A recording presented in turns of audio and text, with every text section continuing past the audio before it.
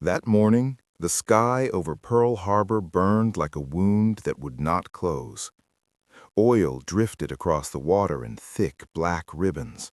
Steel hulls that had once symbolized peacetime power lay torn open. Sailors swam through fire. The air shook with shock, rage, and a terrible realization. The United States could no longer stand apart from the storms of the world. In that moment, the United States Army, an institution older than the nation itself, began its transformation from a modest interwar force into the most formidable military machine in modern history.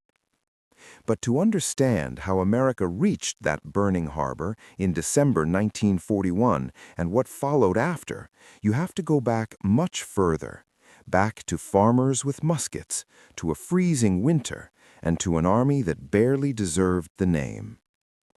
In 1775, when the Continental Congress created the Continental Army, it was not building a global power, it was improvising survival. Under George Washington, poorly clothed volunteers faced the professional might of the British Empire. At Valley Forge, they starved and froze, yet discipline slowly replaced chaos. European officers like Baron von Steuben drilled them into cohesion. Out of hardship, a professional ethos was born: endurance, unity, sacrifice. After independence, the United States shrank its military. Suspicion of standing armies ran deep. Through the War of 1812, through frontier conflicts, through the Mexican-American War, the Army remained small, expanding only when crisis demanded. During the Civil War, the scale of mobilization shocked the world. Industrial warfare, railroads, telegraphs, ironclads. America learned the brutal mathematics of total war. The Union's ability to harness factories, manpower, and logistics hinted at something vast.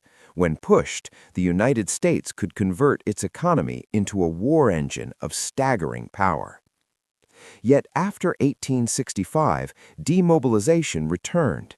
The Army policed the frontier, fought in the Spanish-American War in 1898, and briefly became an overseas force with new territories. But compared to European empires, it remained modest. World War I changed the calculus. When America entered the conflict in 1917, the Army had to expand from roughly 200,000 soldiers to millions. General John J. Pershing led the American Expeditionary Forces to France.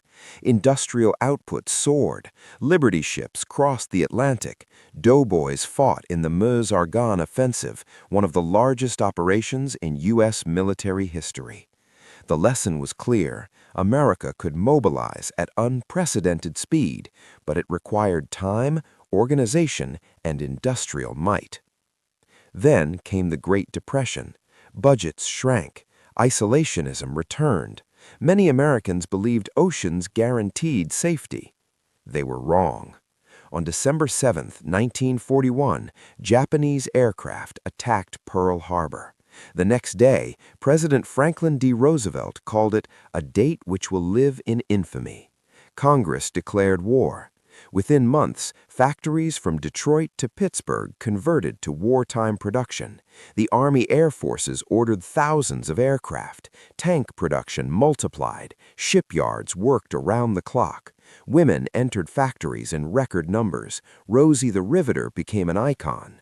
By 1945, the United States had mobilized over 16 million service members across all branches. The Army fought in North Africa, Sicily, Italy, France, and Germany. In the Pacific, brutal island campaigns raged. The D-Day invasion on June 6, 1944, Operation Overlord, saw American forces storm the beaches of Normandy alongside Allied troops. The scale was staggering. Thousands of ships, aircraft overhead, paratroopers behind enemy lines. Industrial power underwrote every step. The United States produced nearly 300,000 aircraft during the war. Tanks rolled off assembly lines in the tens of thousands. The arsenal of democracy was not rhetoric, it was reality. In the Pacific, the island-hopping strategy gradually strangled Japanese defenses.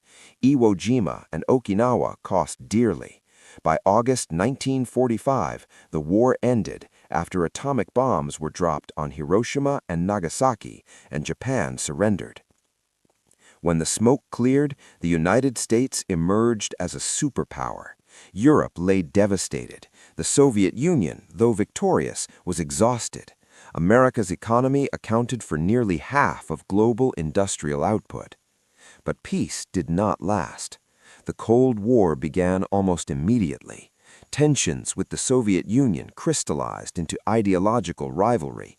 In 1947, the National Security Act reorganized the U.S. military structure, creating the Department of Defense and the U.S. Air Force as a separate branch.